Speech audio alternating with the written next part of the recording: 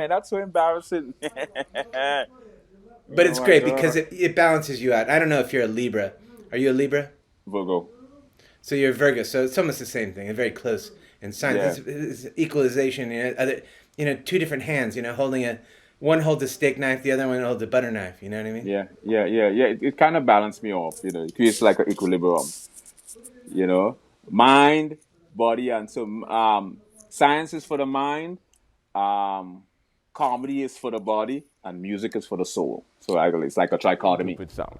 So we have explored the philosophical aspect, we've explored the psychology, we've explored some physics, we've discussed some musical aspect of mental disorder. Let's talk about the linguistics aspect of mental disorder, which is probably going to be the key highlight of this lecture. Linguistics have many subfields.